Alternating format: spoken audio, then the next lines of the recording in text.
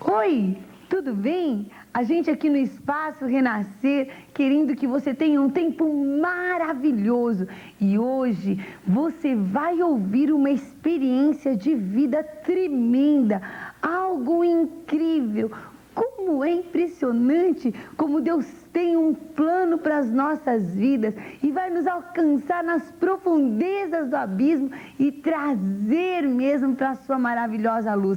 Essa experiência de vida do Átila Brandão, você não pode perder. Confira comigo, é uma pregação que ele fez aqui na nossa sede em São Paulo, na Avenida Lins de Vasconcelos, 1108, contando a sua experiência, e eu tenho certeza que realmente através dessa experiência você também vai ser tocado, Deus também vai falar com você. Os que trouxeram suas Bíblias vão tomá-la na mão direita,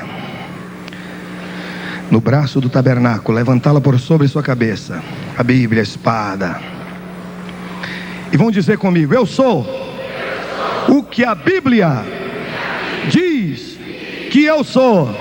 Eu tenho o que a Bíblia diz que eu tenho.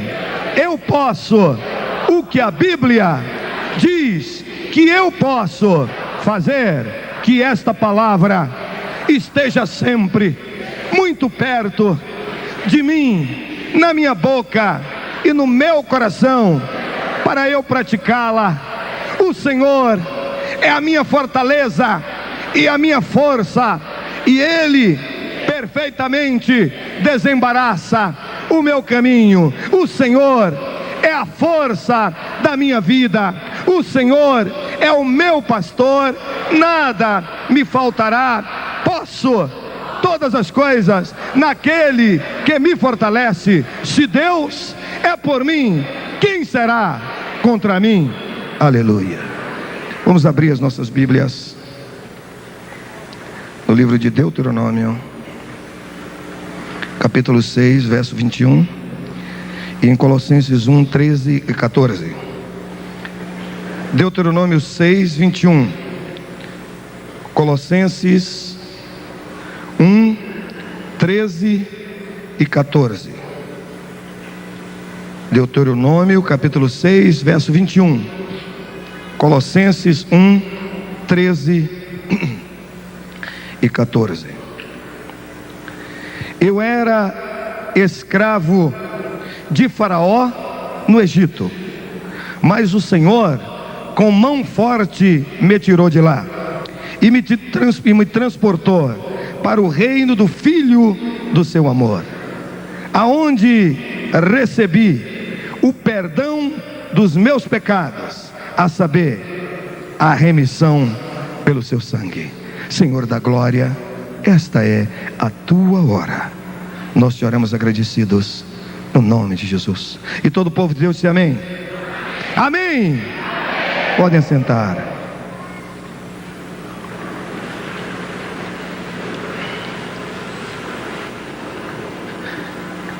Eu era escravo do diabo.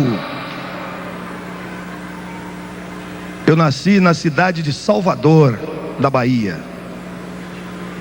de uma família muito rica na minha terra, muito prestigiada e muito conhecida.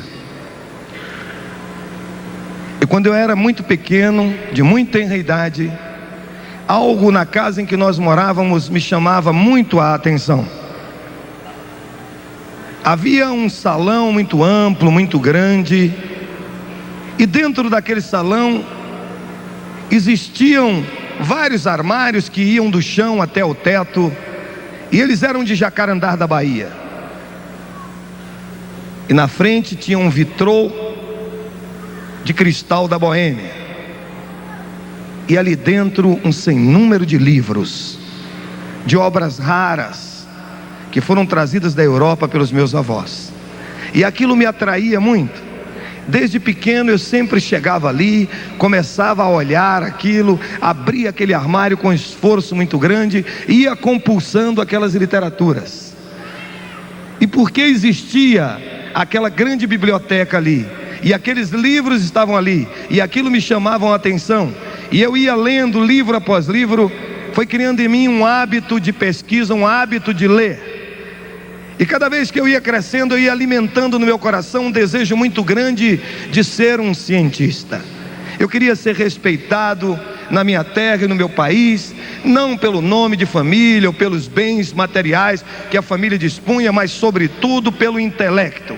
Eu queria ser um homem muito preparado. Eu queria estudar nas melhores universidades do mundo, queria falar todas as línguas que pudessem, queria conhecer os 4 cantos do mundo. Este é o meu anelo, era o meu anseio, era o meu ideal. E eu fui crescendo dia após dia, os dias iam passando, e um certo dia, quando dei conta, eu já estava entrando no colégio militar. E depois de ter terminado o meu curso no colégio militar, eu fui para uma academia militar. E ali naquela academia militar, após 4 anos, eu fui declarado aspirante oficial nos idos de 1967. E naquele mesmo ano, eu fui declarado aspirante em outubro, no mês de dezembro, por insistência de uma garota com quem eu namorava, que estava terminando o curso de medicina. Eu ingressei na faculdade de Direito da Universidade Federal. E aí comecei a estudar. E fui crescendo, fui progredindo como soldado. Eu era muito vaidoso, eu gostava de ser militar. Geralmente os militares, eles usam uma farda onde os botões são dourados. Os meus eram de ouro.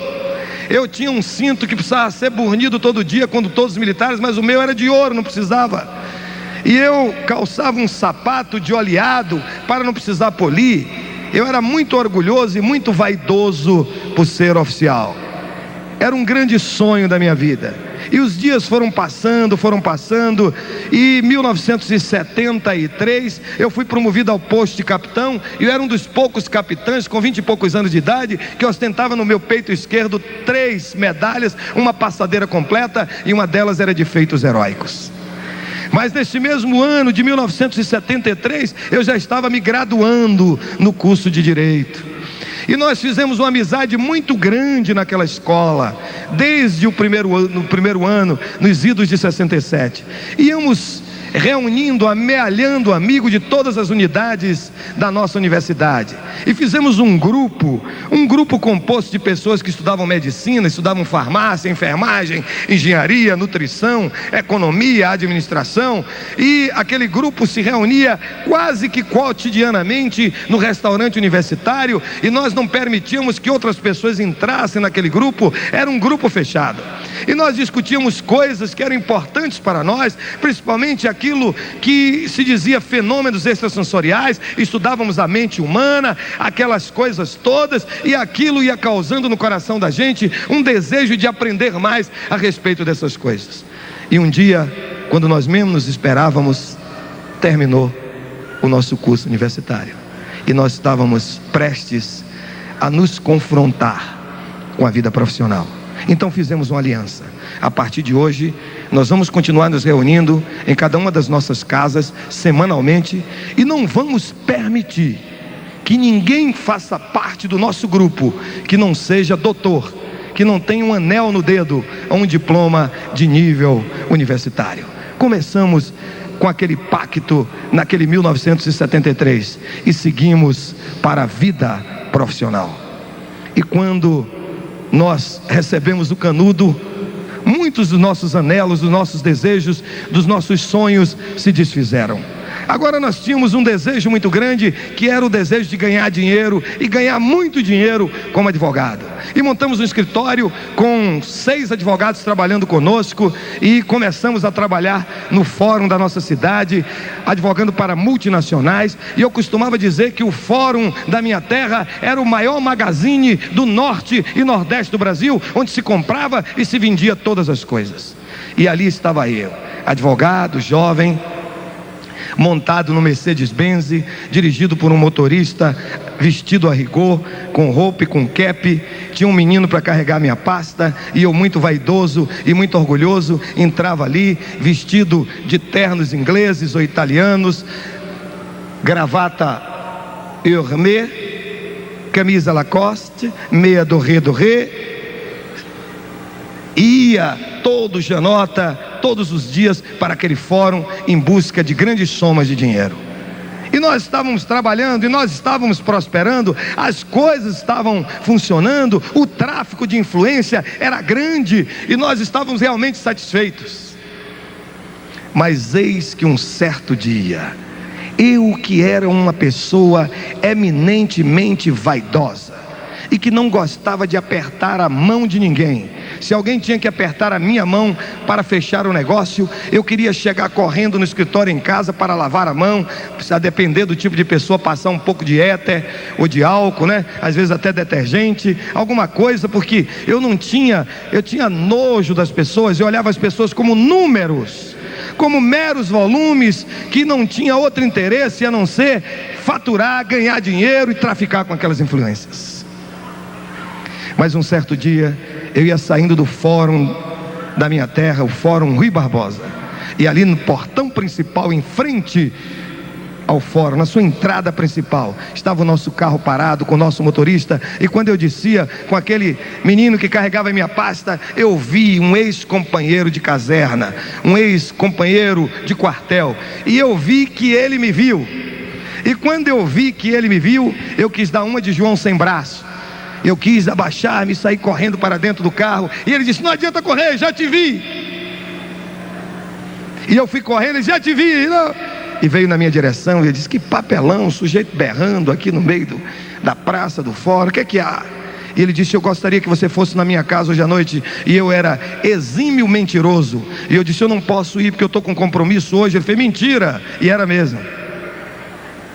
Eu quero que você vá na minha casa. O que é que eu vou fazer na sua casa? Não, você tem que ir. E ele apertou de todos os lados, e eu dei a palavra que ia, e fui.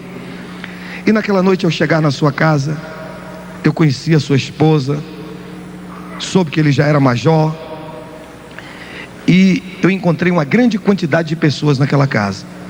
E aquela senhora, que era sua esposa, estava sentada num divã, assim no meio da casa, cercada por muitas pessoas, e era o alvo das atenções daquelas pessoas. Então, eu admiti por minha conta e risco próprios de que era o aniversário daquela senhora. E eu fiquei triste com aquele major, porque ele não tinha me falado que era o aniversário daquela senhora, porque eu passaria numa loja, compraria uma joia muito cara e daria ela na vista de todo mundo, para que ela dissesse: olha o que ele me deu. Eu era muito vaidoso, e eu não pude marcar aquele ponto de massagear o meu ego e a minha vaidade naquela noite. Mas em dado momento, aquela senhora levantou-se e foi para uma sala maior, e naquela sala existia uma mesa no centro dela, uma mesa muito grande, guarnecida por uma toalha de brocado branca. E aquela senhora sentou-se na cabeceira daquela mesa e chamou-me para sentar-me do seu lado direito, local de autoridade. E eu fiquei feliz: ó, como eu sou importante aqui, vou vir sempre aqui nessa casa. E depois ela foi posicionando as pessoas ao redor daquela mesa, e de repente ela deu um sinal para o esposo, e ele assentou-se em diagonal a mim. Eu estava aqui à direita, ele estava aqui, ó, lá do outro lado, na ponta da mesa. E eu comecei a sorrir, e ele também sorria. Eu creio que ele sorria porque pensava que eu estava gostando, mas não é. É que no meu coração eu estava dizendo: oh, que saudade do quartel. Se eu ainda estivesse no quartel, eu ia chegar amanhã no pátio, ia espalhar aqui em casa que mulher manda, até o galo canta fino. E ela fez um sinal para ele, ele levantou-se, foi lá e apagou a luz. E quando ele apagou a luz, eu entrei em parafuso. Eu disse: meu Deus, onde eu fui me meter? O que é isso? O que esse cara vai fazer? E quando aquela luz foi apagada, acendeu-se no centro da mesa uma lamparina, uma luz assim muito mortiça, e ela transfigurou-se. Aquela mulher mudou. Aquela mulher tão amorável, tão amorosa, tão gentil, assumiu um aspecto diferente, e a sua voz ficou como cavernosa, e ela começou a falar de uma maneira diferente. Aquilo me tinha medo, e ela ia dizendo coisas ao meu respeito, que eu era aquilo, que eu era isso, que eu era aquilo, e eu nunca tinha visto aquilo, e fiquei impressionado, e fui acompanhando, apesar de haver gostado do que ela disse para comigo, porque estava massageando a minha vaidade. E em dado momento eu não entendia mais nada, e a coisa terminou. E quando terminou, eu me dirigi para aquela mulher e lhe disse: o que é que houve aqui? Eu quero saber o que está havendo. E ela olhou para mim e disse: eu não vou te dizer nada. Você vai tomar a caneta, vai anotar uma relação de livros que eu vou te dar, e você vai comprar esses livros e vai ler. Aí deu-se o que se chama na Bahia juntar a fome com a vontade de comer. Eu gostava de ler. E eu falei para o meu motorista, o Celestino, que era uma pessoa a quem eu gostava muito. O Celestino era um crioulo de mais ou menos quase 2 metros de altura, que eu tinha tirado ele da penitenciária. Ele faria qualquer negócio que eu mandasse. Era um sujeito preparado, o Celestino. E eu disse: Celestino, você vai nessa livraria e traz esses livros. E ele trouxe aqueles volumes de livros para mim, e eu fui lê-los de um fôlego só, noite adentro, e fiquei apaixonado pela vida daquele sujeito chamado Denizar Hippolyte Lyon Riveio. O Denizar Hippolyte Lyon Riveio era médico, era linguista, era formado em pedagogia, era um homem muito inteligente e muito preparado, e eu fiquei completamente apaixonado pelas suas obras. Talvez você nunca tenha ouvido falar em Denizar Hippolyte Lyon Riveio, porque ele é conhecido pelo seu apelido, Allan Kardec. Eu apaixonei-me tanto pelas obras de Kardec, que eu saí da Bahia e fui para Paris, atrás de aprender mais sobre ele. E ali num sebo, numa livraria de livros usados, eu encontrei um livro escrito por ele quando voltara de Yverdun, onde havia estudado pedagogia aos pés de um dos maiores mestres dessa ciência, Pestalozzi, Le Contradiction.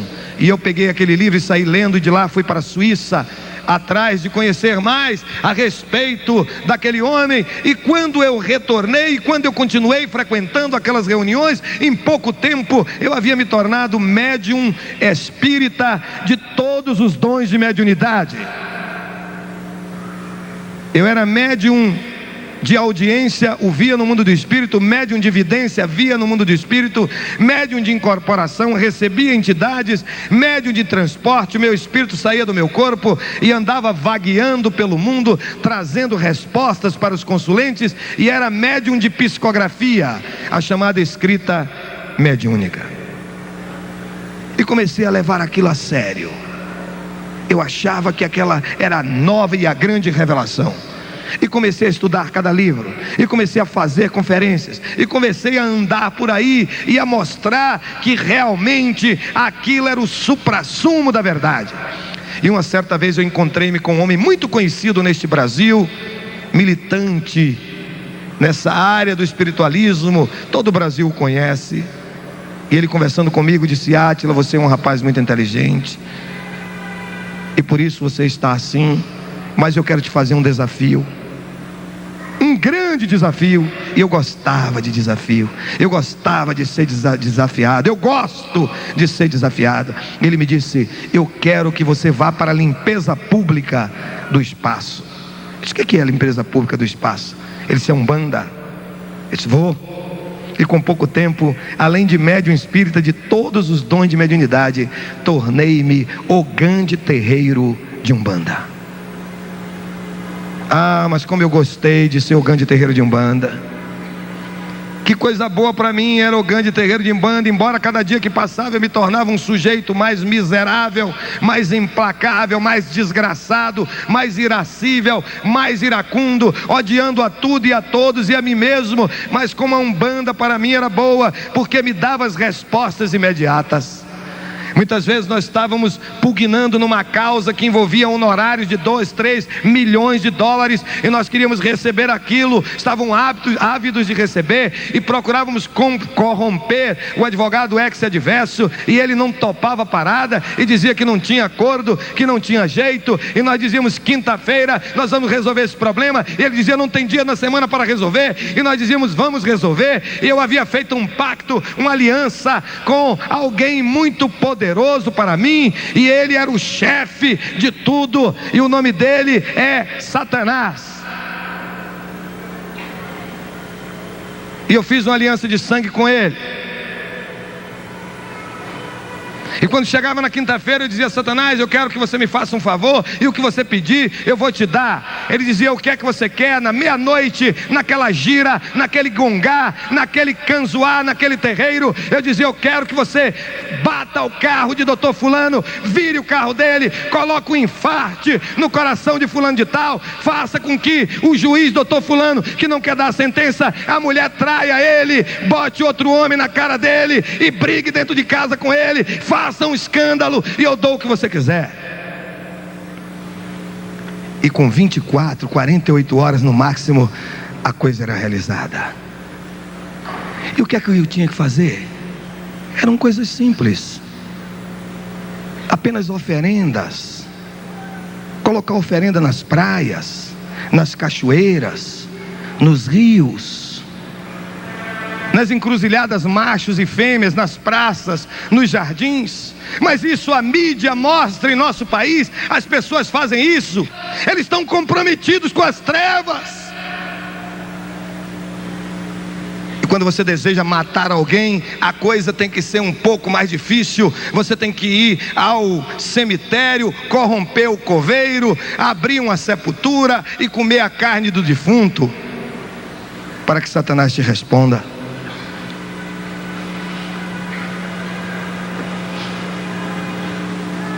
E as coisas iam andando, e nós íamos ganhando muito dinheiro, mas cada dia que passava, eu ia entrando numa depressão muito grande. Uma depressão muito grande. E talvez você não saiba, mas todos aqueles que servem ao diabo a nível sacerdotal são obrigados a serem homossexuais. Todos chamados pai de chiqueiro, que o povo chama de pai de santo, são homossexuais. Tanto eles quanto as mães de santos. Porque o diabo coloca na cabeça deles que existem entidades que são femininas e que não está bem no corpo deles. Ou eles queiram ou não, são estuprados como estão na camarinha, naquele período que estão fazendo a cabeça para depois bolar e se tornarem pais de chiqueiro, que o povo impropriamente chama pai de santo ou mãe de santo. Pai de chiqueiro e mãe de chiqueiro. Graças a Deus que eu não servi ao diabo a nível sacerdotal, nem nunca quis. Mas este país anda mergulhado nesta lama, nesta podridão, e muita gente acha que é muito bonito.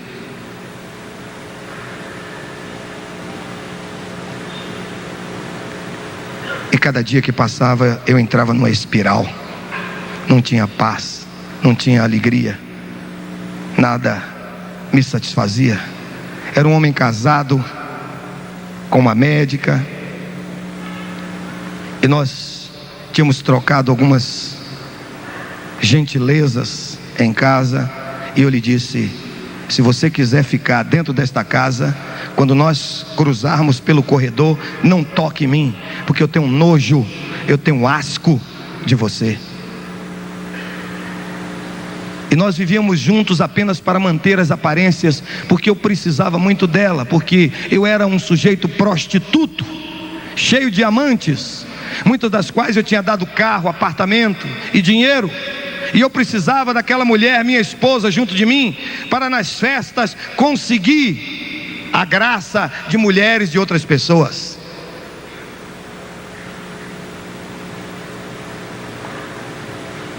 E em determinada altura da minha vida, a sede e a fome de preencher o vazio que se encontrava no mais recôndito do meu ser era tão grande, que eu era médium espírita de todos os dons de mediunidade, ogã de terreiro de Umbanda, eu era do Seixonoê, eu era do Hare Krishna, eu era da meditação transcendental, eu era messiânico, era da ciência cristã, era mestre de maçonaria, era mestre de Rosa Cruz, era yogi, era zen budista, era budista, era alquimista, era meditador transcendental, era ocultista, era da New Age.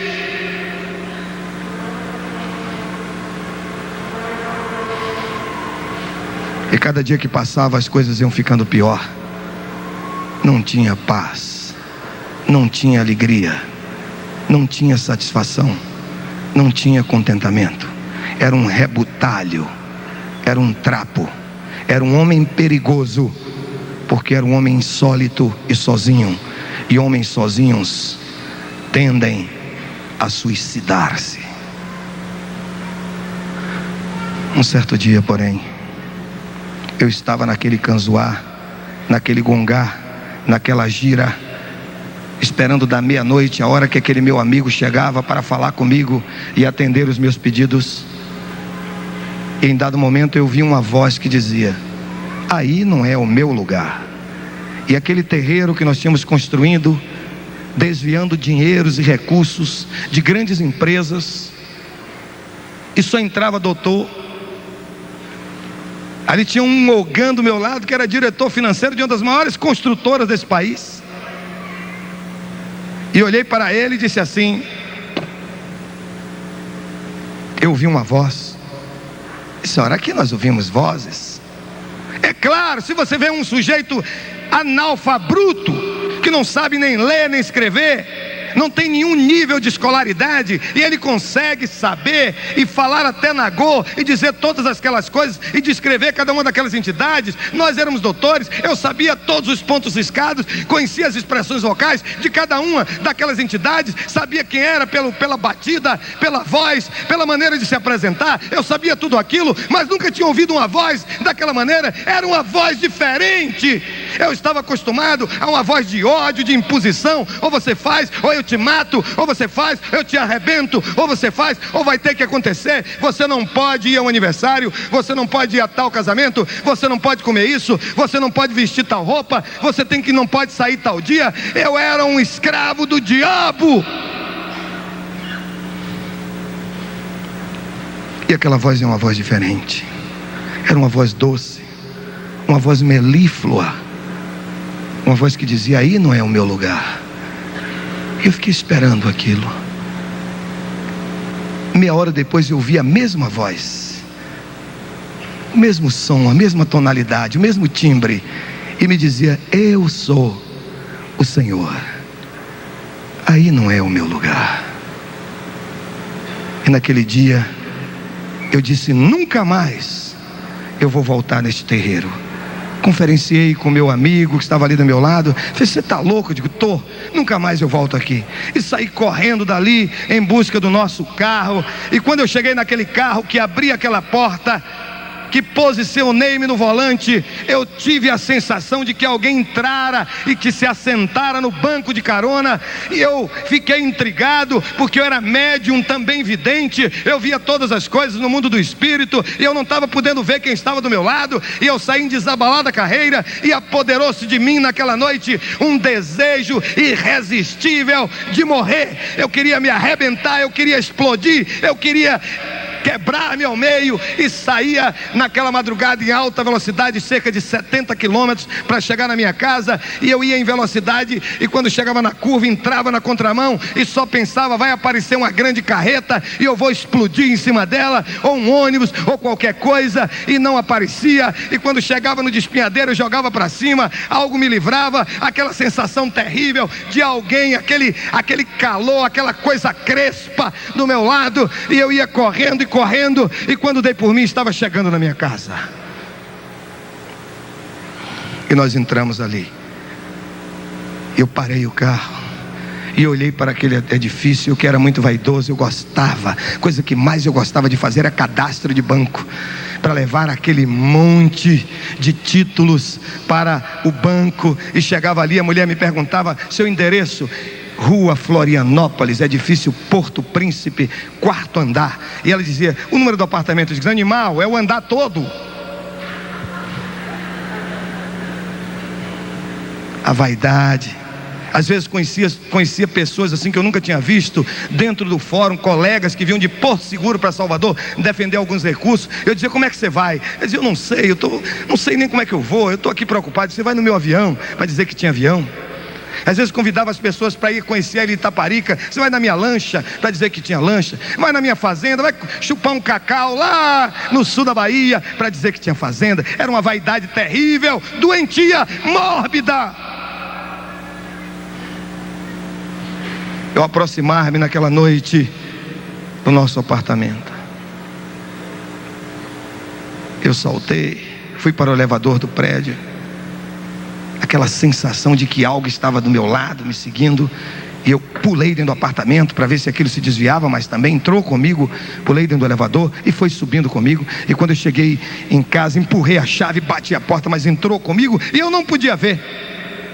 Eu fui para o meu quarto. Era obrigado a fazer uma prece.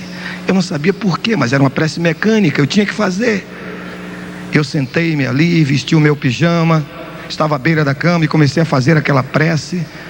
E quando eu olhei para a porta do meu quarto, eu vi quem estava me seguindo naquela noite.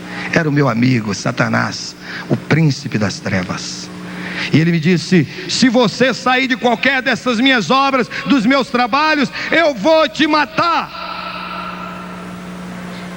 Eu vou destruir a sua mulher e sua filha. Eu tinha uma filha, Andréa, minha filha mais velha. Eu disse: Satã, vamos fazer um acordo. Ele disse: o que é que você quer? Eu disse: eu quero que você mate agora mesmo minha mulher e minha filha e me deixe viver. Eu estava preparado para matar, mas não estava preparado para viver. Eu andava armado com a pistola Colt .45 dentro de uma bolsa que eu andava a tiracola em todos os lugares, eu dentro da minha pasta, com 2 carregadores tipo cofre, carregados. Mas eu não estava preparado para morrer. E naquele momento que ele me disse que ia me matar, eu entrei em parafuso.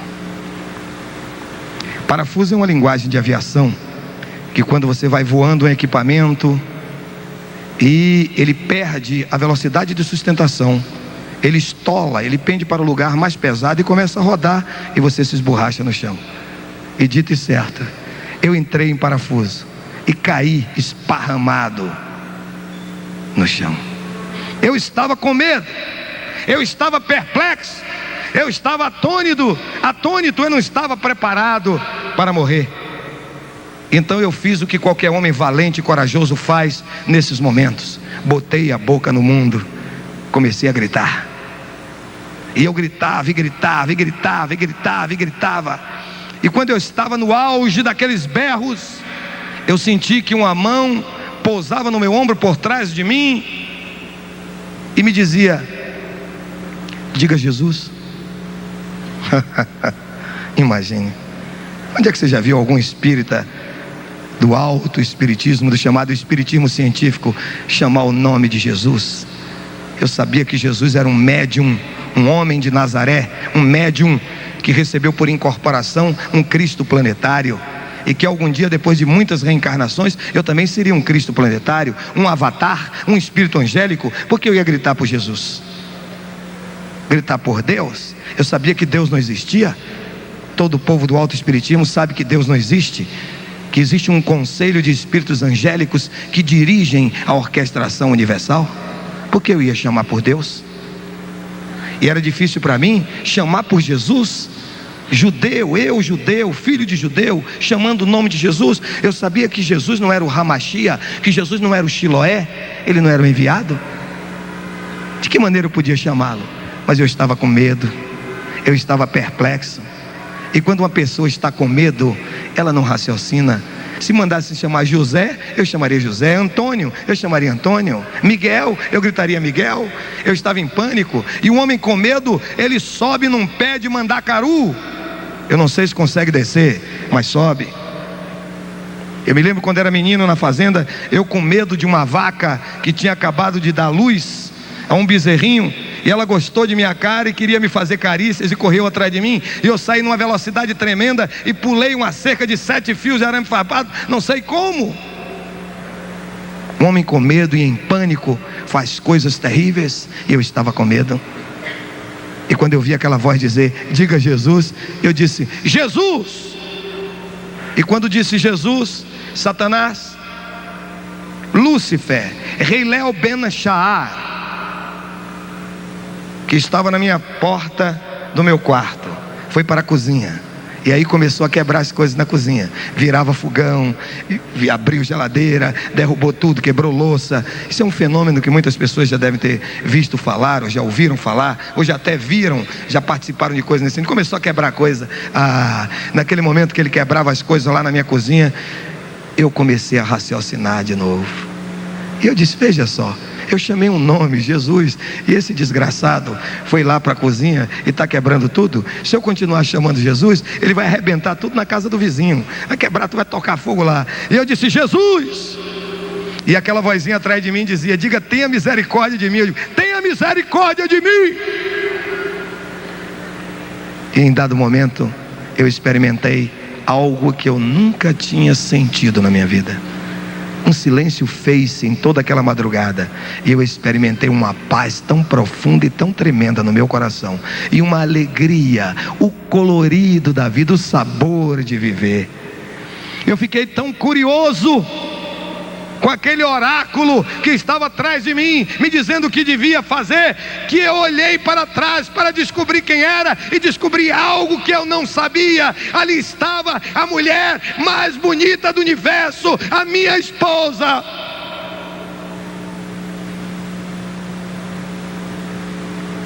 Aquela pequena mulher de 1,50 m de altura tinha colocado o seu rosto no chão, a sua cara no pó, e disse: Deus, se você libertar o meu marido das garras de Satã, todas as quartas-feiras nós vamos te fazer um culto até a morte. E a Bíblia diz: esse Deus é o meu Deus para todo sempre, e Ele será o meu guia além da morte.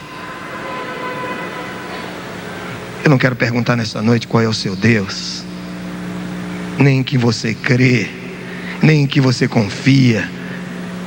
Talvez você esteja perdido como eu estava, no mundo das ilusões, atrás dessas vãs filosofias, pensando no poder da mente e pensando em todas as coisas, envolvido com muitas mulheres, envolvido com tantas coisas, e com drogas, e com tantas coisas, com cocaína, com cheirinho da loló, com maconha, com bebidas. Mas isso não convence, isso não leva a lugar nenhum. Mas eu quero dizer uma coisa a você, que eu descobri algo que é tremendo. Eu descobri algo que é tremendo. Eu descobri naquela madrugada Jesus, o leão da tribo de Judá, o lírio dos vales, a rosa de Sharon, o germen de justiça, a estrela resplendente da manhã, a semente da mulher, o puro em suas asas, o puro entre os milhares, o doce cantor de Israel, a pérola de grande preço, o maravilhoso, o conselheiro, o Deus forte, o Pai da eternidade, o príncipe da paz, o alfa, o ômega, o princípio, o fim, aquele que é, aquele que era e aquele que voltará. Ele é o pescador da Galileia, Ele é o Galileu, Ele é o Nazareno, Ele é Yeshua, Hamashia, Menat Zeret, Jesus Cristo de Nazaré. A Ele honra, glória, louvor, exaltação, adoração por toda a eternidade toda, porque Jesus é Deus. Jesus é Deus. Jesus é Deus. Jesus é Deus.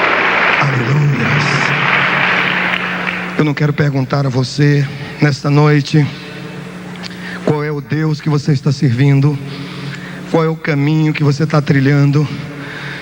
Não quero perguntar isso a você, mas eu quero dizer a você que o Deus a quem eu sirvo, o Deus para quem eu vivo, o Deus por quem eu sou completamente apaixonado, o Deus com quem eu sonho, o Deus a quem louvo, o Deus a quem adoro, o Deus em quem respiro, o Deus em quem me movo, esse Deus é El Shaddai, o Deus Todo-Poderoso. Ele é El Elyon, o insuperável, o Deus Altíssimo. El Olam, o Deus eterno. El Gibor, o Deus forte. Medaber El, o Deus que fala. Shimael, o Deus que escuta. El Roi, o Deus que tudo vê. Emanuel, o Deus conosco. Ele é El Malech HaMim, o Deus cheio de misericórdias. Ele é Jeová Tsavaot, o Senhor dos exércitos. Jeová Jiré, o Senhor da prosperidade e da provisão. Jeová Nissi, o Senhor que é a nossa bandeira. Jeová Rafá, o Senhor que nos cura, nos sara, nos sana. Jeová Shalom, o Senhor que é a nossa paz. Jeová Rohi, o Senhor que é o meu pastor. Jeová Tzidkenu, o Senhor justiça nossa. Jeová Mikdaskin, o Senhor que se revela, Jeová Shammah, o Senhor que está presente. Ele está mais perto de nós do que o ar que nós respiramos.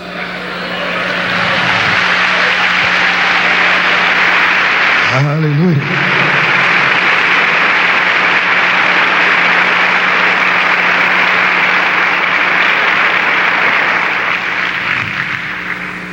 Ele é Jeová. Jeová em hebraico significa o autoexistente, que se revela, aquele que faz as coisas acontecer. Ele é o Deus que vivifica os mortos, que chama à existência coisas que não existem. Ele é o único Deus verdadeiramente existente. A Ele, ao Senhor, honra, glória, louvor, exaltação, adoração por toda a eternidade toda, porque só Ele é digno de receber a honra, a glória, a força e o poder. Ao Rei eterno, imortal, invisível, mas real, a Ele ministramos o louvor. E nesta noite memorável, nesta noite gloriosa, porque Ele está aqui, os seus anjos estão aqui, Ele está no meio de nós. Esta é a tua noite. Esta é a tua noite. Você nunca mais será o mesmo. Eu dificilmente assisto televisão, não tenho um tempo, não gosto muito. Mas uma vez, ao chegar à frente de uma televisão, eu vi uma propaganda de um cartão de crédito. Estava escrito assim: American Express, não saia de casa sem ele. É mentira! Jesus Express, não volte para casa sem ele. É Jesus. É Jesus. É Jesus.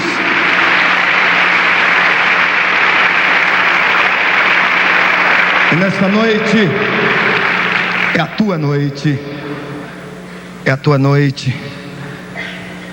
E agora posso dizer como Paulo: nem a morte, nem a vida, nem a profundidade, nem a altura, nem coisa alguma deste mundo me pode afastar do amor de Deus que está em Cristo Jesus. O homem que anda com Satanás é um homem solitário, porque o reino de Satanás se move pelo ódio. Mas aquele que ama com Jesus, anda com Jesus, está acompanhado para sempre. Eis que eu estou convosco todos os dias, até a consumação dos séculos. O homem que não tem Jesus é como um bêbado montado a cavalo, pende para frente e para trás, para um lado e para o outro. Não tem norte, não tem segurança, não tem direção, não tem estabilidade, não tem nada. O homem que não tem Jesus é alguém cheio de vazio.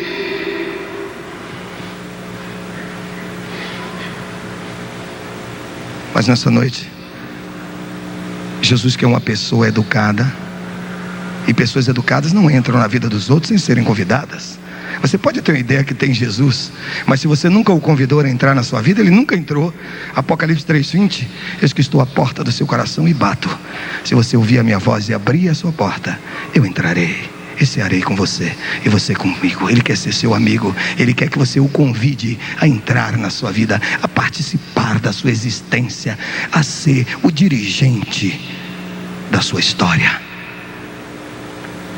Eu me lembro que quando Fidel Castro ganhou a guerra de Tierra Maestra, ele determinou que todos os pregadores do evangelho e todos os pastores que não negassem a Jesus deveriam morrer. E ali tinha um evangelista, que eu acho que é até parente aqui do nosso pastor Estevam, Hermano Hernández. E Hernández tinha duas filhinhas, uma de 4 anos e outra de 5, e a sua esposa. E Hernández disse que não negaria Jesus. E eles prenderam o irmão Hernández e levaram para a cadeia, sob a ameaça de que iria para ele paredão se não negasse Jesus. E ele ficou a noite toda acordado ali naquela enxovia. E cedo pela manhã, empurraram a baioneta nas suas costas e o impulsionaram a chegar naquelas grades da janela. E quando ele olhou para baixo, estava ali em pé, de olhos vendados e com as mãos amarradas para trás, a sua esposa e as suas 2 filhinhas. E aquele oficial que estava no comando disse assim: Hernández, usted nega a este impostor, Jesucristo, o la muerte suya, de sua mulher e suas hijitas. Hernandes olhou para sua companheira, olhou para aquela criancinha de 4 anos, e eles empurraram a criancinha para a frente daquele pelotão de fuzilamento, olhos vendados, as mãozinhas amarradas nas costas. E Hernandes olhou para baixo e começou a chorar e chorar. E ele foi cantando: estou seguindo a Jesucristo, deste caminho eu não desisto. Estou seguindo a Jesucristo, atrás não vuelvo mais. E eles metralharam a criança de 4, empurraram a de 5. Nega a Jesucristo ou la muerte. Estou seguindo a Jesucristo, deste caminho eu não desisto. Estou seguindo a Jesucristo, atrás não vuelvo mais. Metralharam de 5, colocaram a esposa.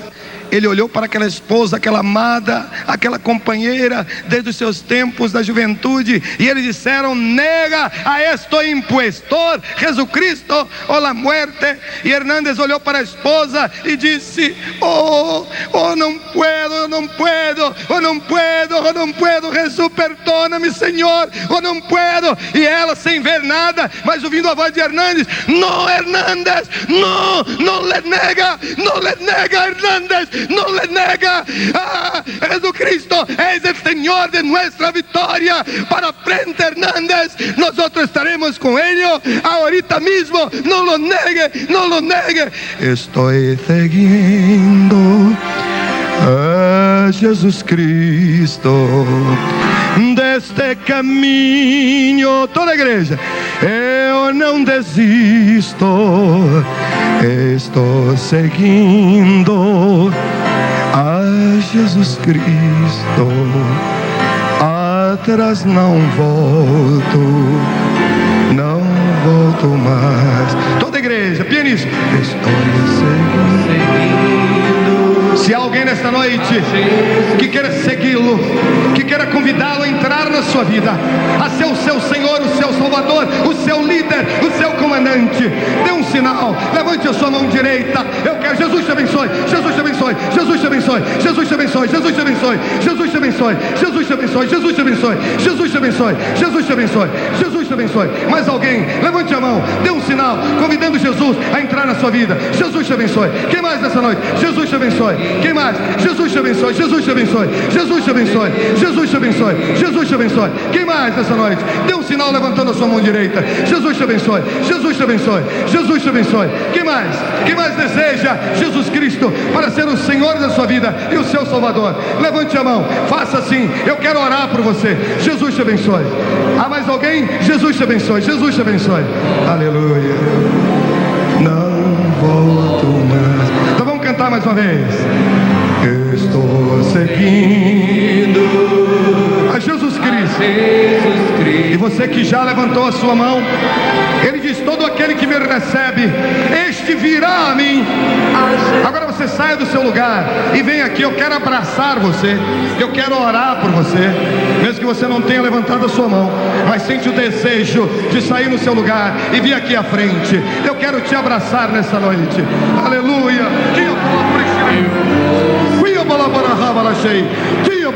Venha rápido, venha rápido. É Jesus, é Jesus.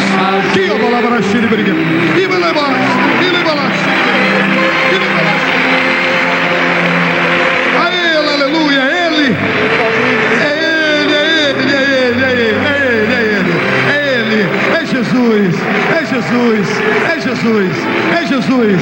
Mesmo que você não tenha levantado a mão, mas sente o desejo de vir para Jesus, venha rápido. Fica aqui, eu quero orar por você. Fique aqui, venha para Jesus. Venha, eu quero abraçá-lo, quero orar por você. Jesus te abençoe. Jesus te abençoe. Pode vir mesmo que não tenha levantado a mão, este é o momento. A igreja está orando em línguas. Nós estamos saqueando os infernos e povoando os céus. Aleluia. Venha para Jesus, como você estiver. Se estiver drogado, homossexualizado, estiver perdido, desesperado, venha. Jesus é a fonte inesgotável de felicidade. Jesus é Deus, Ele é Deus. Aleluia.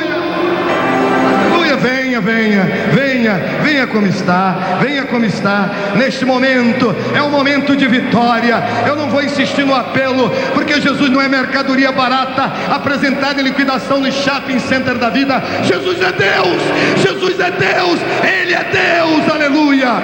Ainda há lugar para você na família de Deus, venha, nós vamos cantar ainda mais uma vez. Estou seguindo. Venha seguir a Jesus.